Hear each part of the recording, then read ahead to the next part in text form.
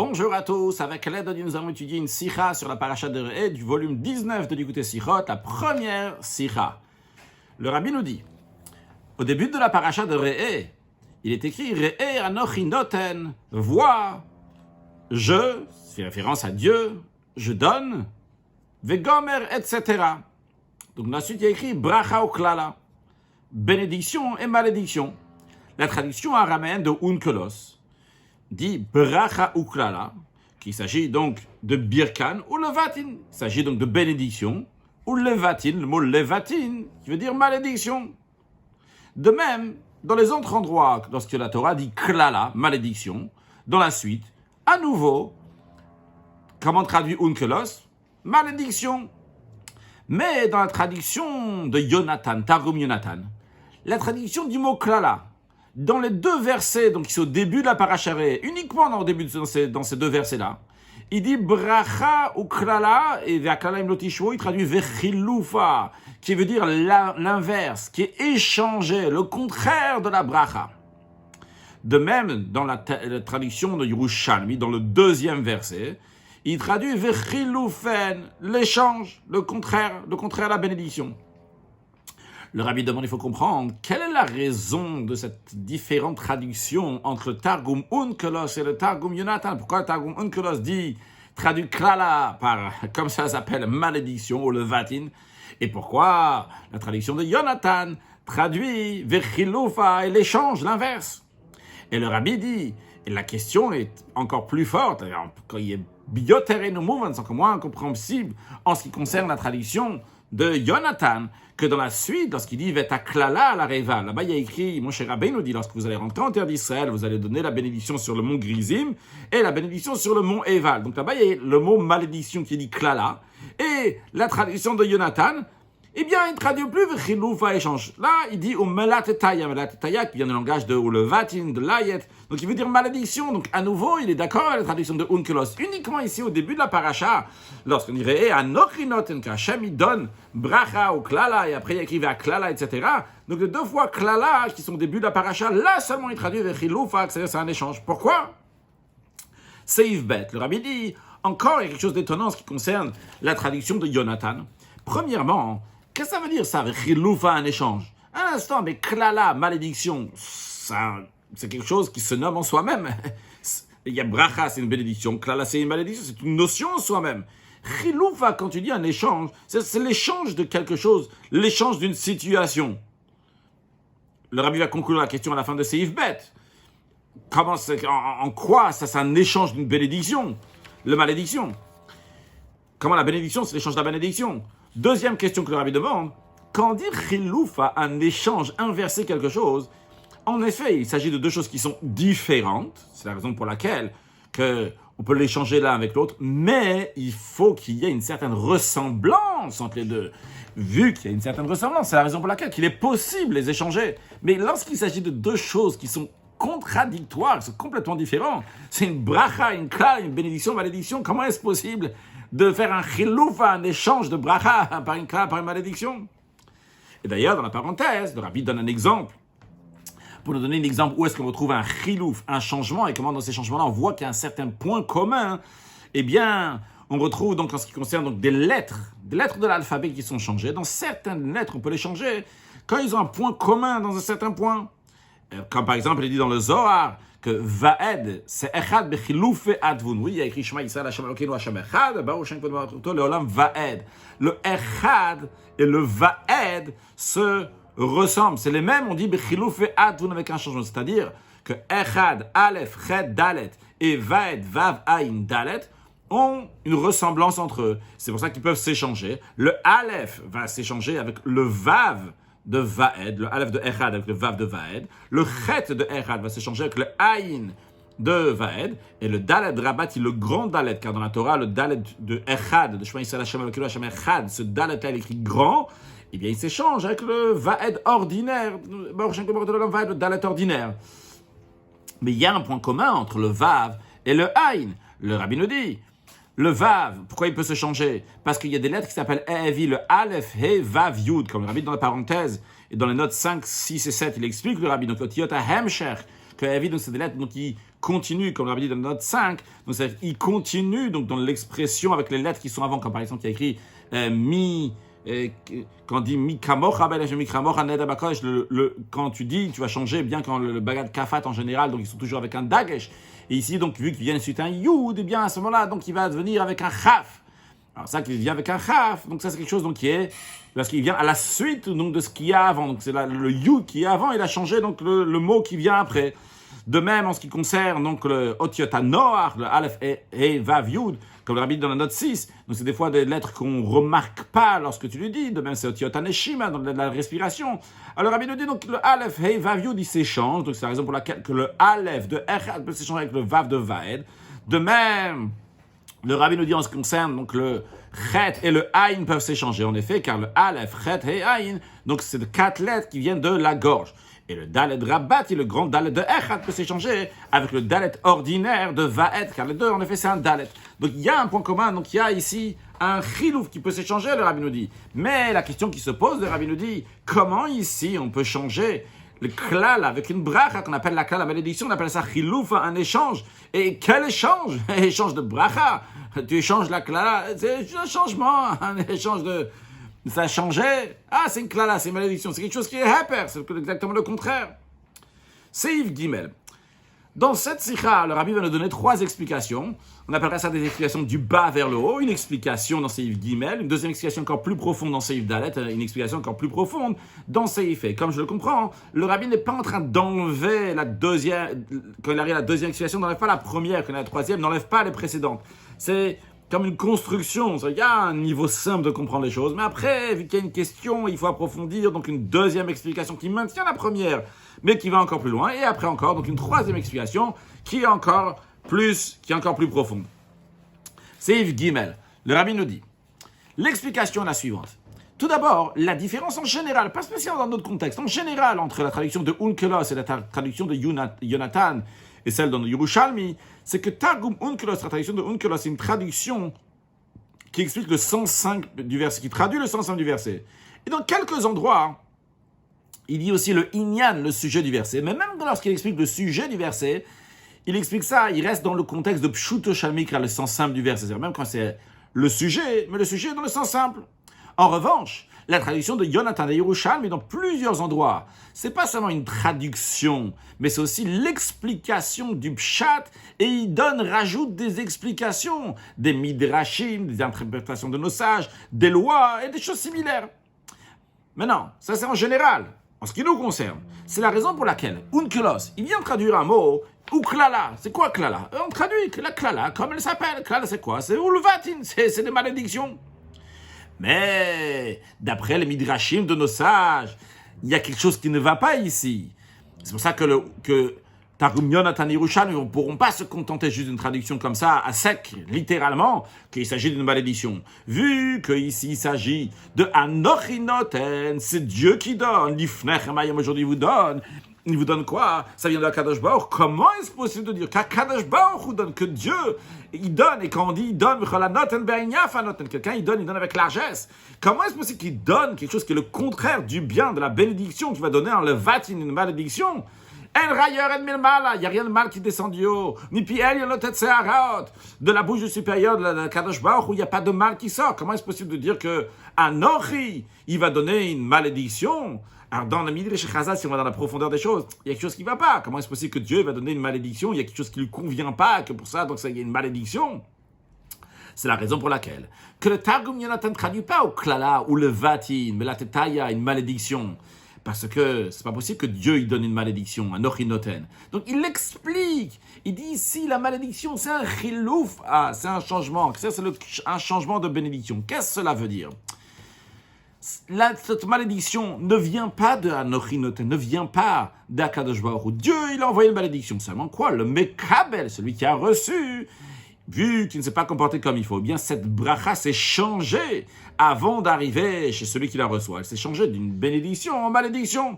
Mais par quoi c'est devenu une malédiction? Non pas parce qu'Hachem il a donné cette malédiction. Akadosh Baruch Hu il a envoyé une bénédiction.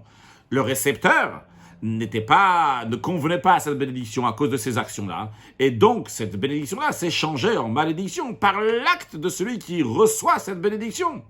Et le rabbi nous dit, al derech, dans le même esprit, que le Maaseh Mekabel, lorsque quelqu'un il se comporte comme il faut, comme il y a écrit dans la Torah, lorsque Tishmu al mitzvot Hashem Elokecha, vous allez écouter les mitzvot de l'Éternel votre Dieu, et bien par cela, Nochi noten bracha, Kadosh Baruch Hu va donner la bénédiction.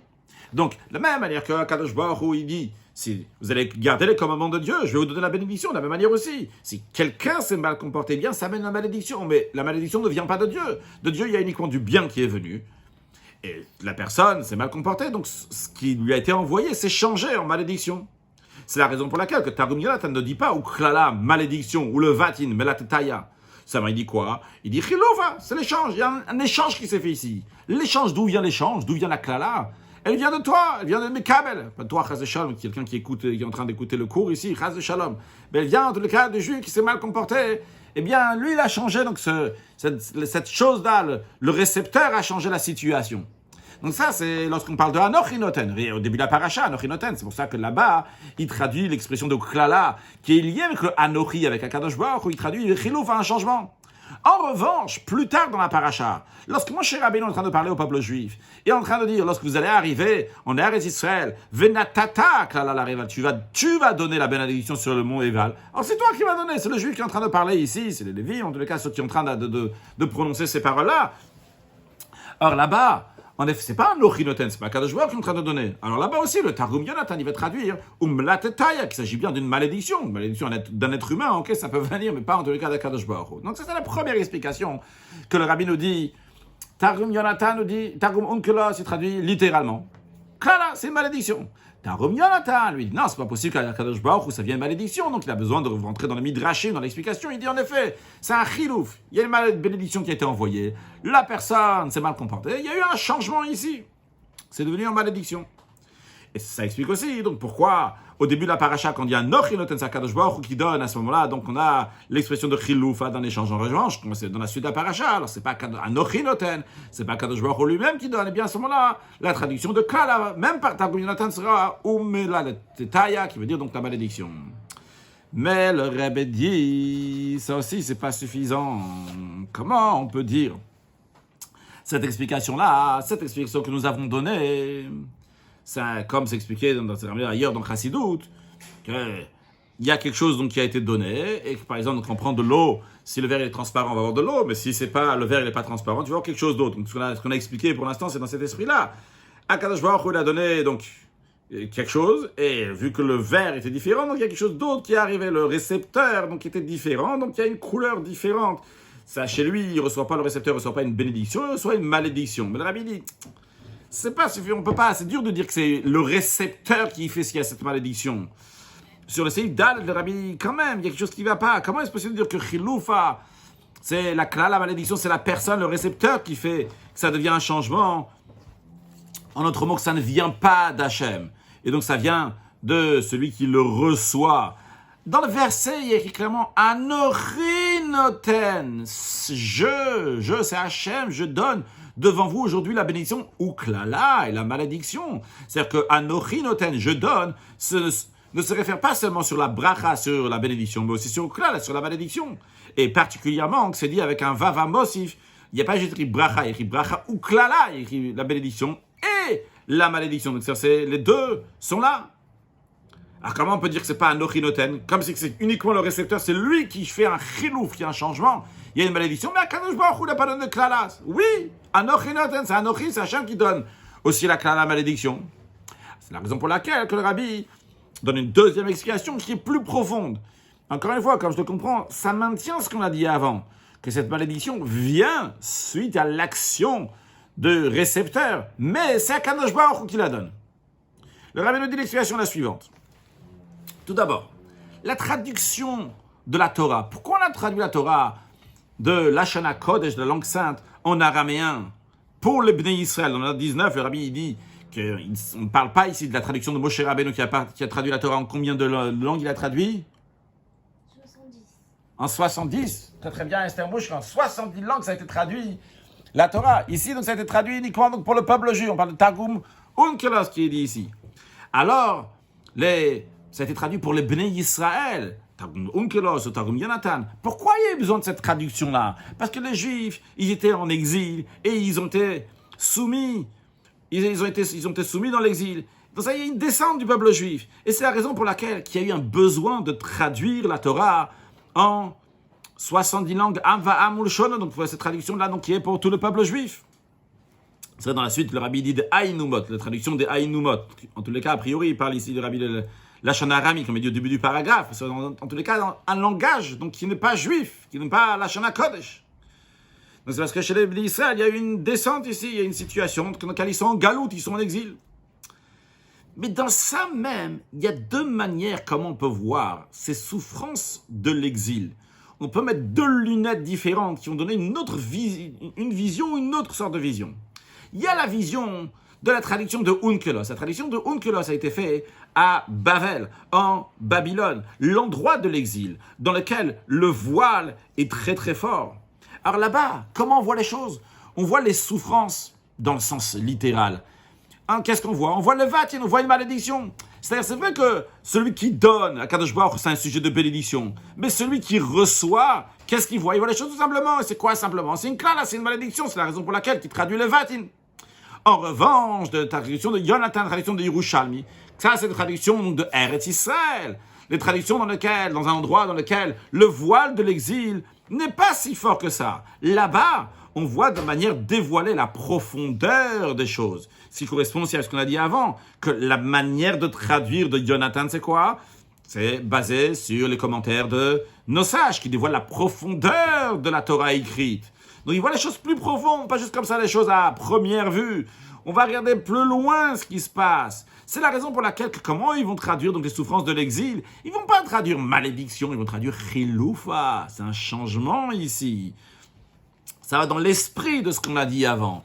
Qu'ici, on est en train d'échanger deux choses qui sont de la même catégorie.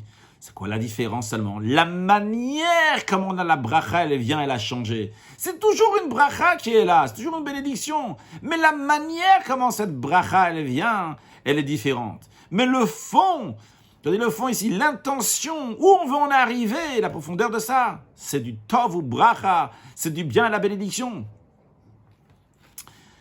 Et c'est dans le même esprit, dans la paracha précédente, dans la paracha Ekev, là-bas il y a écrit Vayan Chava Yarivecha Kachem, t'as fait souffrir, il t'a fait affamer, etc. Dans la suite il y a écrit qui cache Yaser Ishet Beno, comme un homme fait souffrir son fils, Hachem Kacham Yaser, Hachem te fait souffrir aussi. Pourquoi? Comme il y a écrit dans la suite, pour Veshamar, t'as mitzvot Hachem Elokacha, pour que tu vas garder les mitzvot de l'Éternel ton Dieu, et que par cela, Meviach al Hachem t'amène à une bonne terre qui t'amène en Eretz Israël. Donc, vrai ici, qu'est-ce que tu es en train de recevoir ici en tant qu'être humain? L'être humain, il est en train de recevoir quelque chose qui le fait souffrir. Mais cette souffrance-là, dans le fond, c'est un tov ou bracha, c'est une bénédiction.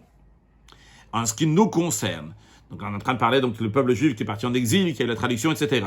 Alors, pour que les bénis Israël donc, vont se raffiner pour recevoir ce dévoilement divin de la Géoula, de la délivrance, pour cela, ils vont recevoir donc les choses de telle et telle manière. C'est-à-dire que quand il y a un onesh, il y a une punition, il y a une klala, il y a une malédiction, c'est pas que Dieu il a donné cette punition-là parce qu'il devait punir. Il n'y a pas le choix. Il est obligé de punir donc en tant que quelque chose qui est mauvais. Non.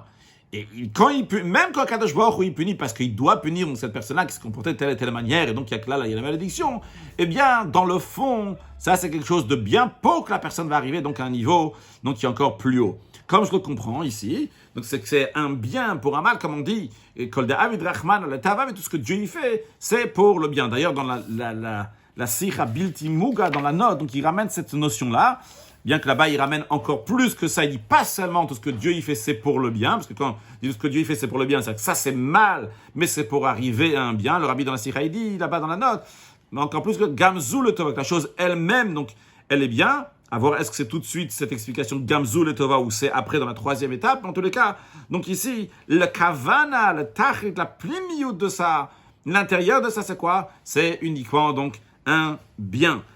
Donc, ça c'est quand on voit les choses Targum Yonatan.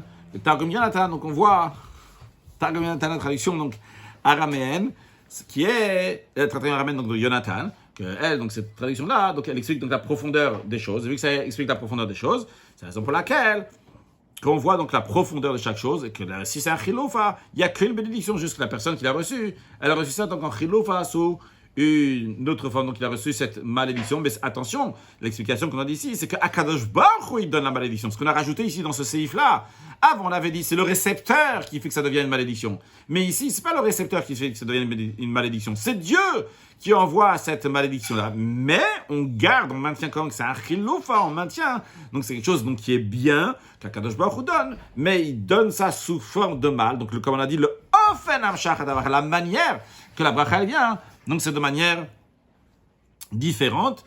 Quand la personne donc elle le reçoit, donc parce qu'Akadosh Baruch Hu a mis ça dans un package, dans un vêtement, donc qui est donc une klala, mais ce qui est à l'intérieur, c'est une bracha, c'est une bénédiction.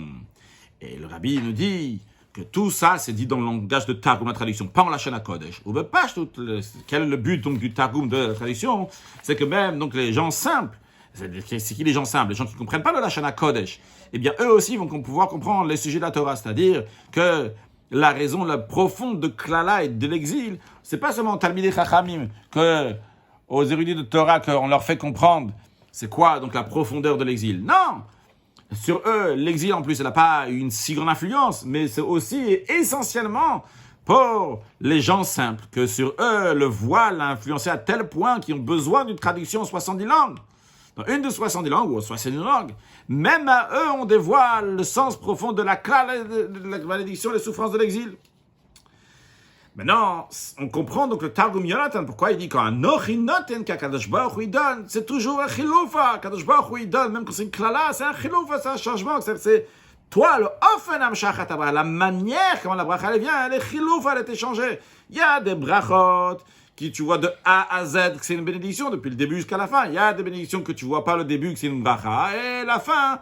Comme la personne elle reçoit, c'est pas, il voit pas que c'est une bracha, mais dans le fond, c'est une bénédiction. C'est la raison pour laquelle que Targum Yonatan dit que c'est quoi la klala, c'est chiloufa, c'est un changement. Maintenant, il reste encore à comprendre pourquoi dans la suite de la paracha, lorsque le peuple juif va rentrer en terre d'Israël, Moshe Rabbeinu leur dit, vous allez donner la klala, et Targum Yonatan dit que c'est quoi klala, c'est melatetaya, malédiction, il dit pas chiloufa, un changement, un échange. L'inverse, il dit clairement melatetaya. Pourquoi il dit donc il dit c'est une malédiction. Alors, on avait déjà expliqué avant, mais ça c'est d'après le premier bio, la première explication, que quand c'est un nochinotel, la première explication disait que quand c'est un nochi qui donne, ça ne peut pas y avoir de malédiction.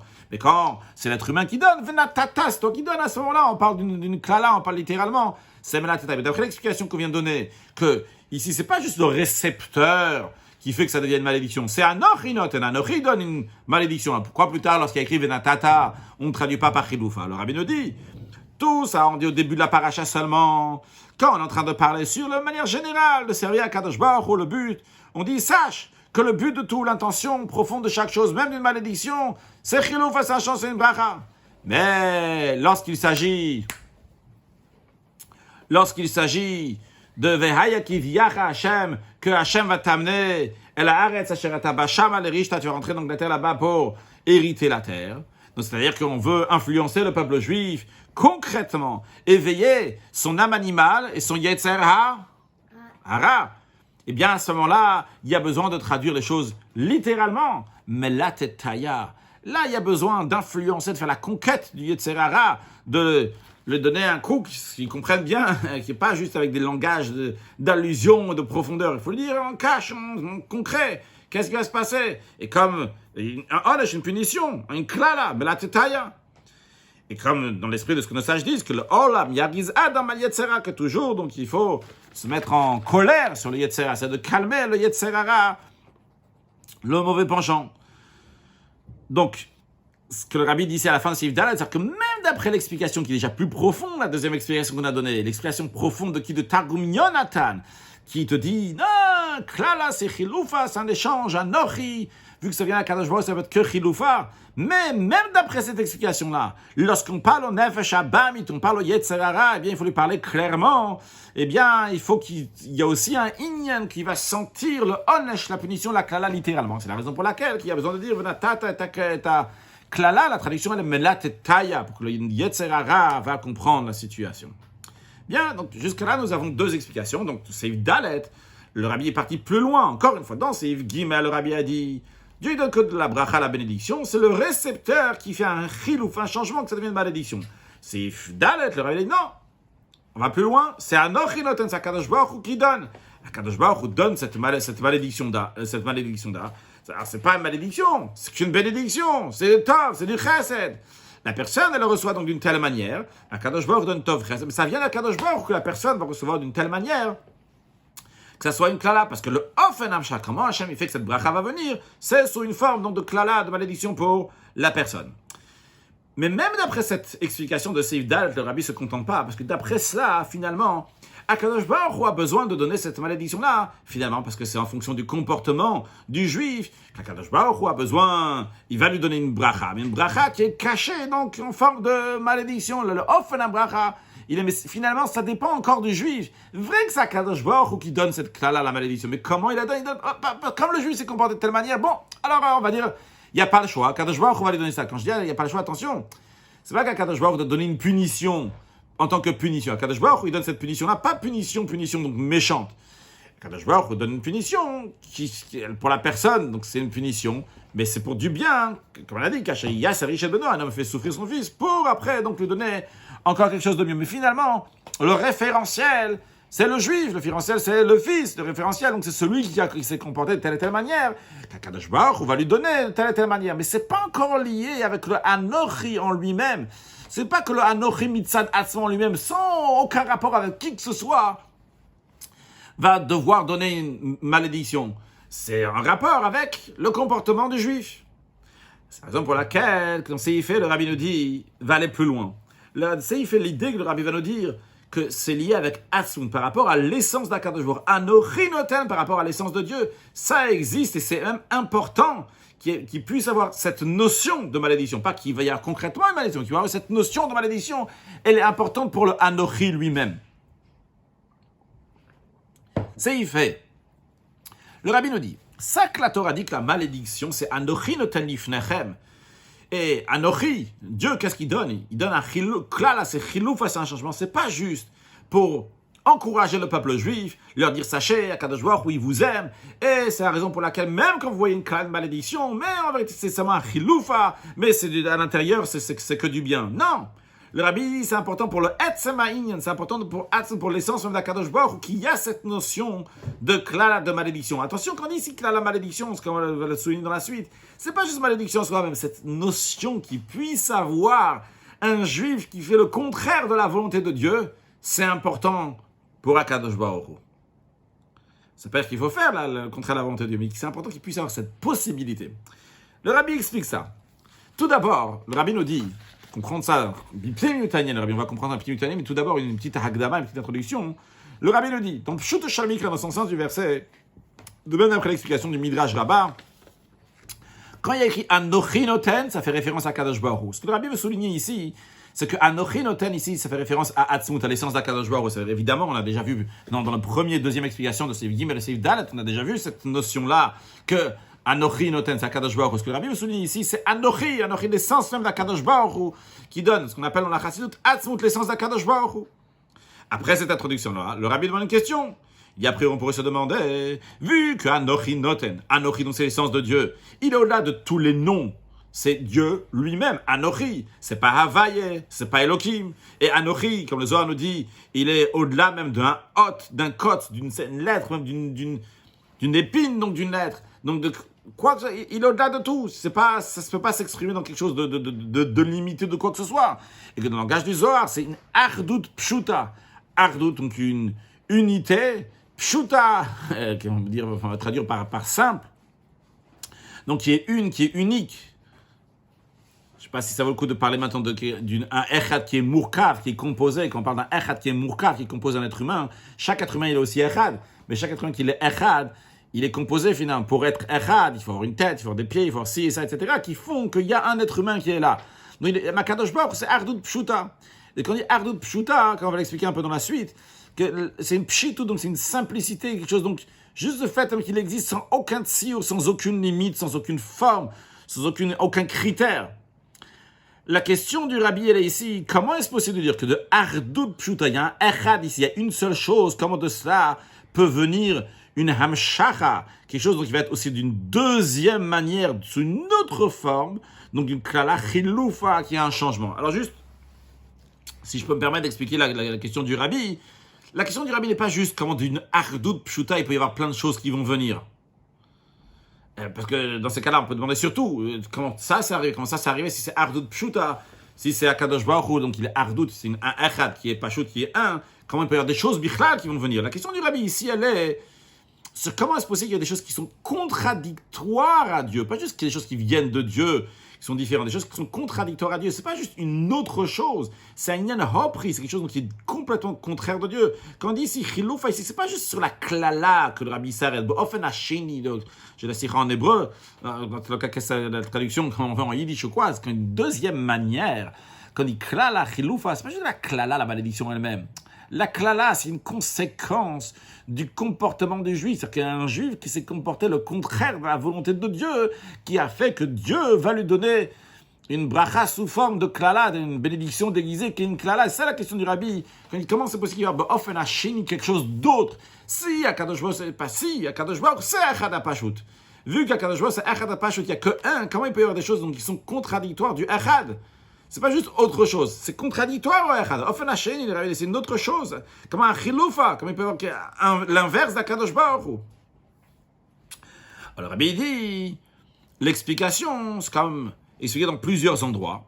Rabbi ramène plusieurs mamarim dans les notes qui sont dans la note 32, qu'une vraie pshitout, elle se dévoile et elle s'exprime dans la hitralkut, lorsqu'il y a donc des divergences, des différentes choses.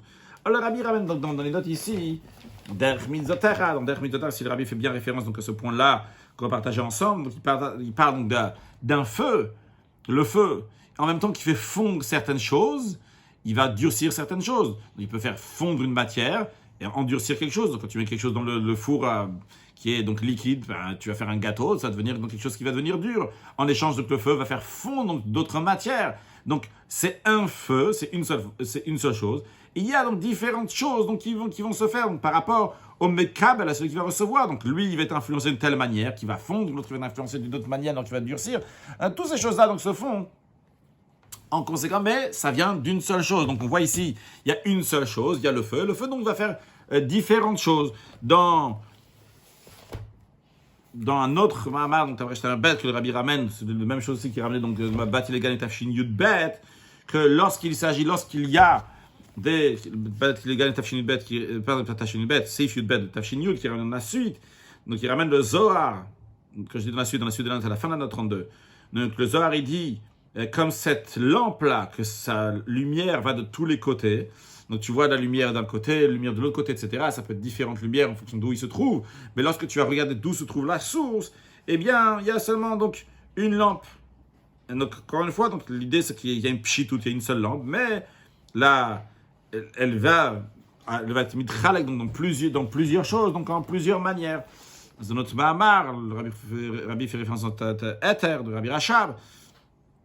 Donc là-bas, au début, je ne suis pas sûr sur lequel le Rabbi fait référence. Donc au début, il parle donc de l'eau qui va dans plusieurs tuyaux, qui mitraille dans plusieurs tuyaux. Après, dans la suite, le Rabbi parle donc des différences, le Rabbi Rachab, on parle aussi dans le Omek HaSechel, lorsque la personne elle connaît seulement la chose de manière superficielle. Alors, il voit juste donc les détails comme ça qui sont un par un. Mais quand il va dans la profondeur, là, il retrouve encore plus de détails.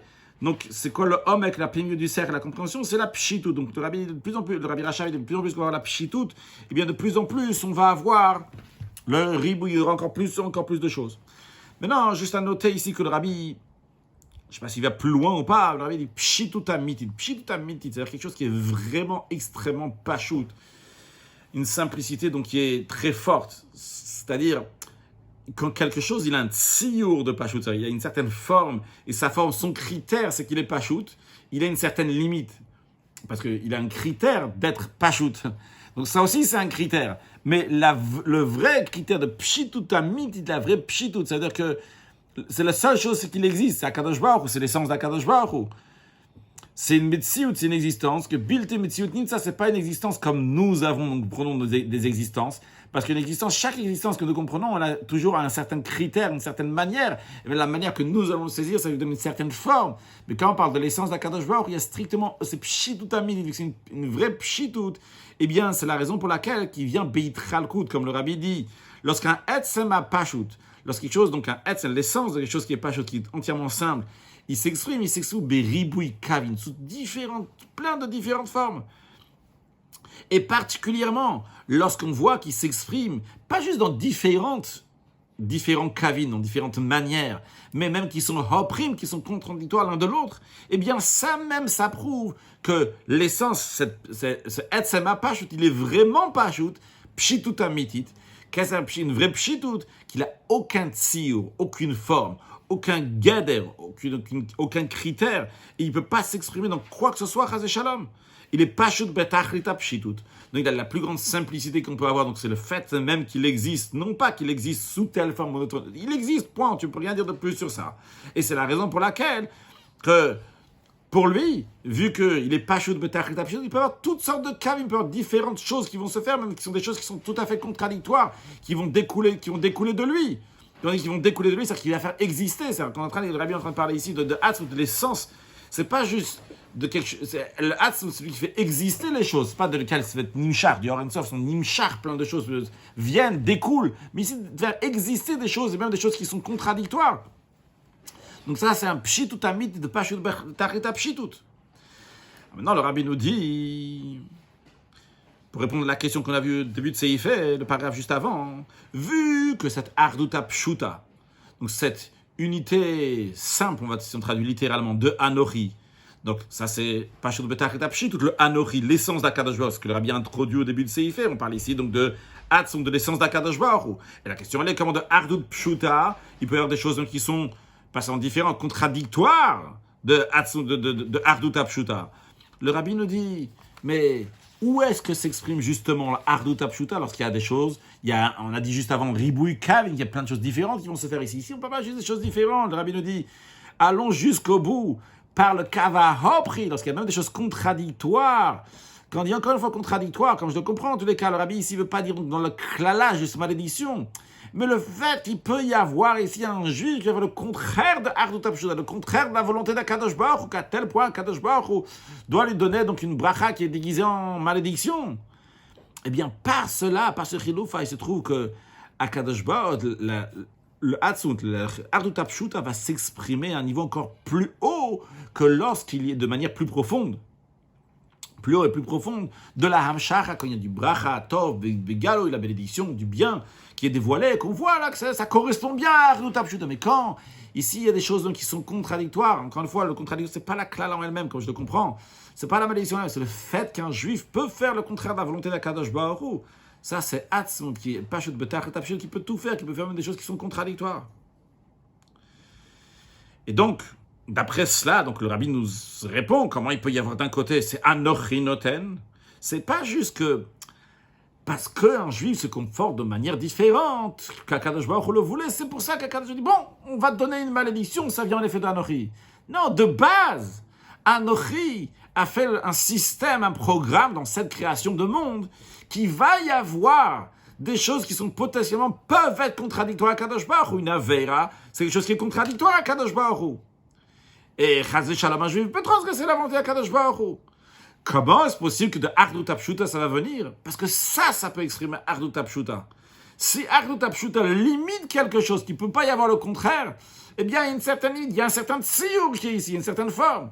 Le fait que c'est Arduta Pshuta qui crée tout, bien ça fait que tout va exister. Que même le contraire, un chiloufa, ça aussi, donc ça peut exister, et ça vient de l'essence d'Akadosh Baruch Hu, et ça exprime l'essence d'Akadosh Baruch Hu.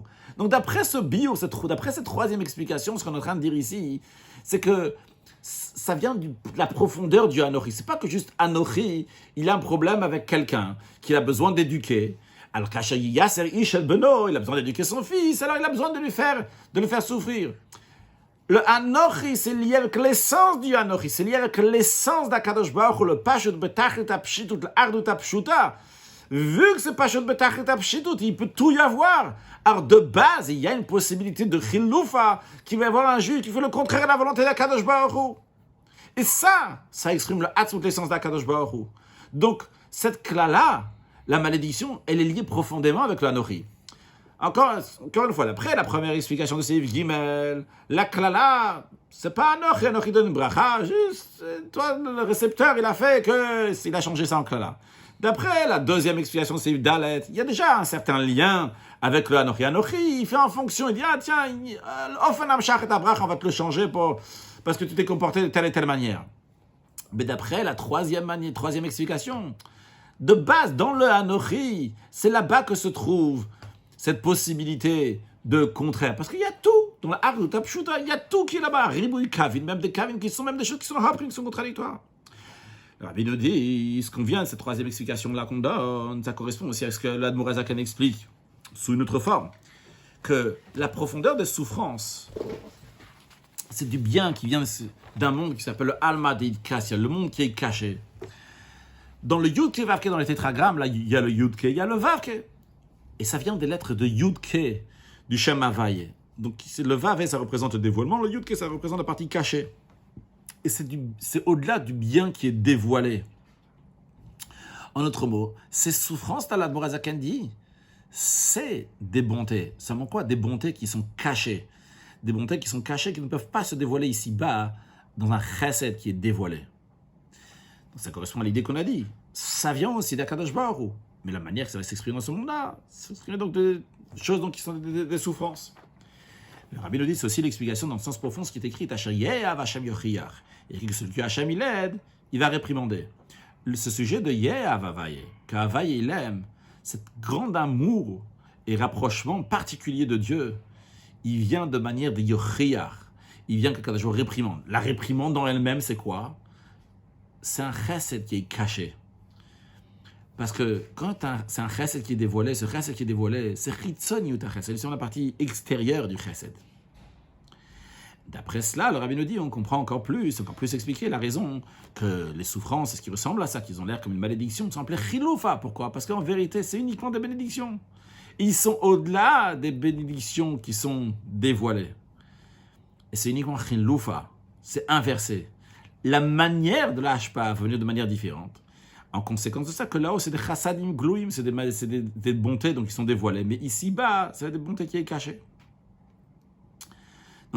Donc ça, mais là-haut, ils sont au-delà, là-haut, ils sont au-delà des chassadim glouim. C'est au-delà donc des bontés qui sont dévoilées. C'est la raison pour laquelle c'est des bontés qui sont cachées. Quand ils viennent ici, donc ils se présentent de telle manière. C'est le Rabbi maintient ce qu'on a dit dans la deuxième explication, que le offenage, pas la manière de comment ça vient, ça va être différente. Mais le Rabbi va plus loin ici, nous disant... Avant, on disait donc c'est une bénédiction, après, donc elle va venir ici, c'est une malédiction. Ici, le Rabbi nous dit, quand ici ça vient, c'est aussi un chesed. C'est un chesed qui est caché. Le Rabbi nous dit, il conclut ses effets, mais pour que cette bénédiction et ces bontés qui sont très hautes, ils vont se dévoiler jusqu'à qu'on va voir de nos yeux de chair, c'est de la bonté. Eh bien, ça, c'est par cela que les Bnei Israël, ils vont réaliser que ces souffrances-là, c'est des bontés qui sont cachées, qui viennent d'Akadosh Baruch Hu. Ça, c'est des éveils qui vont se réjouir de ces souffrances-là. Et par cela, ça se dévoile donc la profondeur de ces souffrances-là, même de nos jours, de manière que Hashem Yiten Atov Megul, qu'Akadosh Baruch Hu va donner du bien, donc qui est dévoilé. Juste à noter, c'est moi qui rajoute, le Rabbi a dit plusieurs fois que nous on veut Ar Tov Chesed, que du bien et de la bonté, Tov Anir Vanig, donc du bien qui soit dévoilé. Et sûrement, on peut rajouter ce que Rabbi a dit plusieurs fois, que ce qui est passé dans toutes les générations précédentes, toutes les souffrances, notre génération est déjà quitte de tout ça, et qu'Akadosh Baruch Hu donne à chacun, à chacune, que du Tov, Tov, Anir, Vanig, comme ça aussi le Rabbi dans les pannes, on a certains pannes que le Rabbi écrivait, qui a écrit au Rabbi précédent, il demande à la fin, Ar Tov Chesed Yirfuni Kol Mechaye, Tov, Anir, Vanig, que du bien va me poursuivre toute ma vie, Tov, Anir, Vanig, du bien qui est dévoilé, c'est ce qu'on demande, c'est ce que le Rabbi souhaite pour toute la génération, c'est ce que pour notre génération, le Moshe Rabbeinu, notre génération de Rabbi donne, que tout le monde va avoir du Tov, Nire, Nigle. On a déjà vu donc tous les Yisurim et toutes les souffrances donc, des générations précédentes, et tout ça on a compris que c'est de la bracha, etc. Que Kadosh Baruch Hu ne donne pas juste que c'est de la bracha, mais comme on a dit avant que c'est Chitzoniut Chesed, la partie extérieure de Chesed, parce qu'on ne voit pas que c'est l'intérieur. Donc Kadosh Baruch Hu donne les Chassadim Amechusim, donc ces Chassadim là qui sont cachés, et dans un niveau même très très haut. c'est Ivav. Le Rabbi nous dit, d'après ce qu'on a dit avant, on va comprendre encore plus donc, le lien entre cette paracha-là et la haftara de la paracha. Juste avant tout l'haftara de Shiva de Nechemta. Donc avant, expliquons ce que c'est Shiva de Nechemta, les 7 de consolation. Il y a les 3 semaines donc, entre le 17 Tammuz et le 9 Av, il y a toujours 3 Shabbats. Et après le 9 Av, jusqu'à Rosh Hashanah, il y a toujours 7 Shabbats.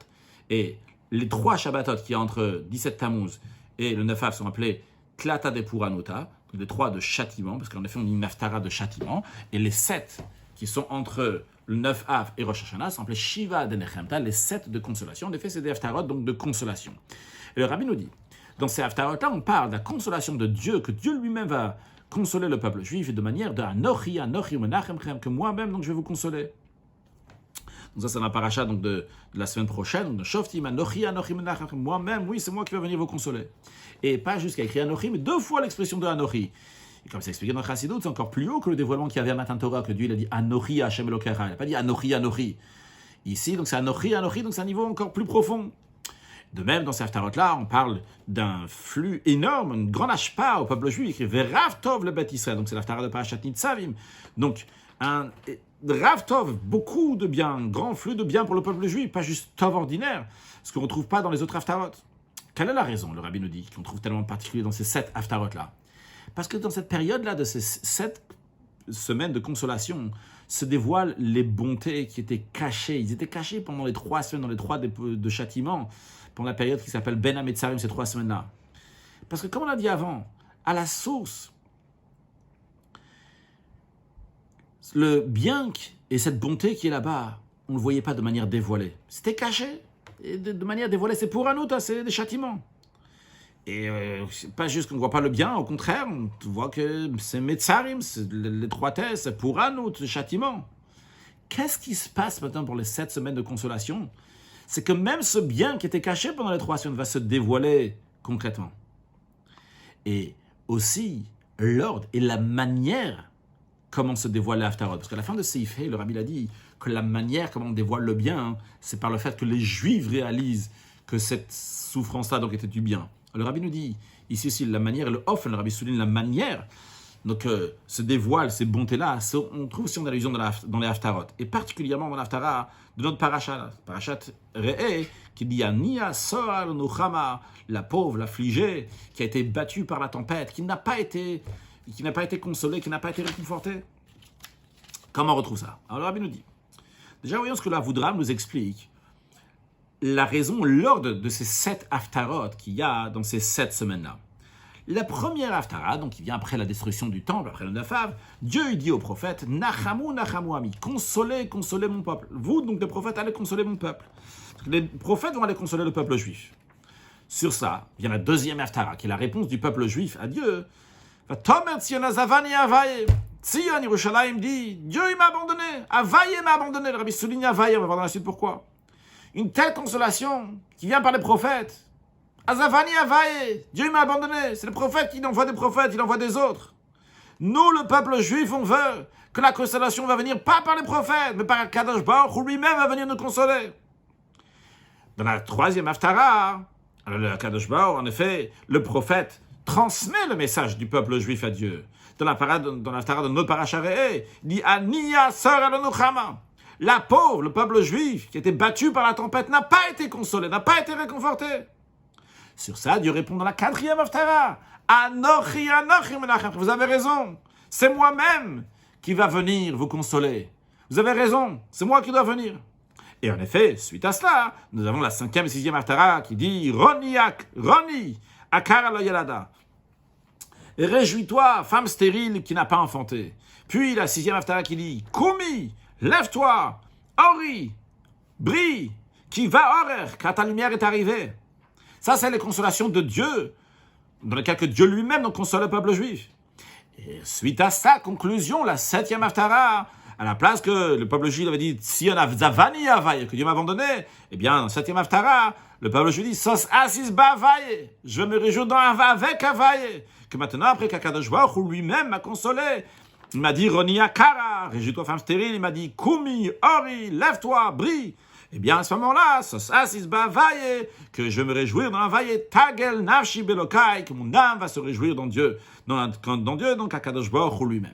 Ok, ça c'est l'ordre d'Haftarot. Reb, il demande, après que c'est pas compréhensible, vu que Dieu, il sait tout ce qu'il va y avoir, et Milchatrila Kadosh Baruch Hu, il savait que la consolation par les prophètes va pas être reçue par le peuple juif, et que c'est finalement c'est Dieu lui-même qui va venir les consoler. Alors pourquoi Kadosh Baruch Hu a retenu sa consolation jusqu'à que les bénis Israël vont venir, Zavani Avaye, Adne Shrechani, Dieu m'a oublié, il m'a abandonné. Et Dieu dit, oui, ils ont raison, en effet, c'est moi qui vais venir les consoler. Dieu lui-même, il aurait dû venir le Khatrila les consoler. Le Rabbi dit l'expression la suivante. Vu que c'est un moment qui vient imprégner Rida, une grande descente, une grande chute, la destruction du temple, le 9 Av, alors c'est possible que les bénis Israël vont se contenter d'une consolation par les prophètes. Surtout que c'est une double consolation. Nachamu, une double consolation. Mais si les Juifs vont se contenter de cela, ça montre que comment les Juifs ils ont reçu la Pouranout, ils ont reçu le châtiment. Ils l'ont reçu comme une punition, comme une malédiction en soi-même. Et donc dans ces cas-là, c'est bon. Ils ont été consolés par les prophètes. Mais les Juifs n'ont pas réalisé qu'il y avait quelque chose de profond ici, dans le châtiment même. Il y a un grand chesed, une grande bonté qui vient d'Akadosh Baruch Hu lui-même. Et ils seraient contentés. Mais uniquement lorsque les Juifs d'eux-mêmes ils viennent, ils disent, c'est quoi ça? C'est quoi cette consolation? Azavani Yavaye Vadne Shrechani. C'est pas suffisant pour nous. Pourquoi les Juifs disent que c'est pas suffisant? Parce que les Juifs réalisent ici, c'est pas quelque chose. Ici, on doit arranger quelque chose. Il y a ici un grand chesed qui était caché dans ce châtiment-là. Ils disent quoi? C'est ça le grand chesed qui était caché ici. Ils disent, nous on réalise que ce qu'Akadosh Baruch Hu a donné, ce châtiment-là, c'est un chiloufa. Dans le profondeur ici, c'est les bontés qui sont cachées. Ils disent, ça, la consolation des prophètes, c'est pas ça le dévoilement de la profondeur de la galoute. Vrai, c'est une consolation, mais c'est pas ça qu'on attend. Ce qu'Akadosh Baruch Hu a donné, c'est pas juste comme ça une malédiction que maintenant, comme ça, il va donner une consolation. Ce qu'Akadosh Baruch Hu a donné, c'est du chesed. C'était une bonté. On s'attend maintenant à la suite de ça. Le chassadim aglouim, on voulait le voir dévoiler. On a compris que c'était un châtiment qui sont très très grands. Et donc c'est des chassadim qui sont très très hauts. Et ça peut venir uniquement d'Akadosh Baruch Hu lui-même. Lorsque les Juifs réalisent ça, Akadosh Baruch Hu dit, ils ont compris. Dans ces cas-là, quand les prophètes viennent, ils disent, Ani Asor al-Nuchama, ils disent qu'elle n'a pas été consolée le peuple juif. Alors Dieu il dit, Anochi Menachem, en effet, je vais vous consoler jusqu'à la perfection de ça, dans Geoula, Mitid V'Ashlema, la délivrance totale qu'on va voir, Begalo Yebene Basa, le Chesed Akadosh Baruch Hu, Betov, Anire V'Anigle, qu'Akadosh Baruch Hu fasse, qu'on voit tout ça, Betov, Anire V'Anigle, dans les meilleures circonstances, très prochainement avec la venue de Mashiach, et dans les derniers instants de l'exil, qu'Akadosh Baruch Hu bénisse chacun et chacune de nous, dans tout ce qu'on a besoin, matériellement et spirituellement, avec une excellente santé.